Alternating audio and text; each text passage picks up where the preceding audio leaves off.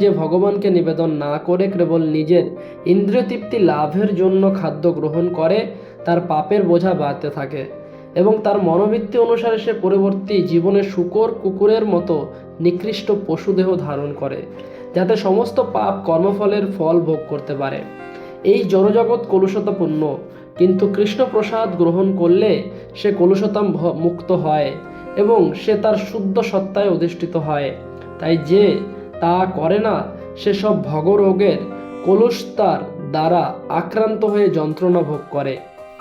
খাদ্য, শস্য, শাকসবজি, ফুল মূল হচ্ছে মানুষের প্রকৃত আহার্য, আর পশুরা মানুষের উচ্ছিষ্ট ও ঘাস পাতা খেয়ে জীবন ধারণ করে। যে সমস্ত মানুষ আমিষ আহার করে তাদেরও প্রকৃতপক্ষে গাছপালার ওপরে নির্ভর করতে হয়, কারণ যে পশু মাংস তারা আহার করে সেই পশু পাখিগুলো গাছপালা ও অন্যান্য উদ্ভিদের দ্বারাই পুষ্ট। এভাবেই আমরা বুঝতে পারি যে প্রকৃতির দান মাঠের ফসলের উপর নির্ভর করেই আমরা প্রকৃতপক্ষে জীব ধারণ করি। বড় বড় কলকারখানায় তৈরি জিনিসের উপর নির্ভর করে নয়। আকাশের থেকে বৃষ্টি হওয়ার ফলে খেতে ফসল হয়। এই বৃষ্টি নিয়ন্ত্রণ করেন ইন্দ্র, চন্দ্র, সূর্য আদি দেবতারা। এরা সকলেই হচ্ছেন ভগবানের আজ্ঞাবাহক ভৃত্য। তাই যজ্ঞ করে ভগবানকে তুষ্ট করলেই তার ভৃত্যরাও তুষ্ট হন এবং তারা সমস্ত অভাব মোচন করেন।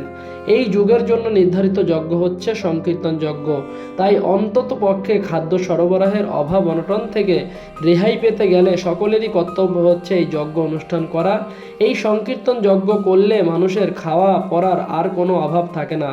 তাই সবাই মিলে বলুন, হরে কৃষ্ণ কৃষ্ণ কৃষ্ণ হরে হরে, হরে রাম রাম রাম হরে হরে। কলিযুগের এই যে যজ্ঞ সেটি হলো হরিনাম সংকীর্তন যজ্ঞ। হরে কৃষ্ণ।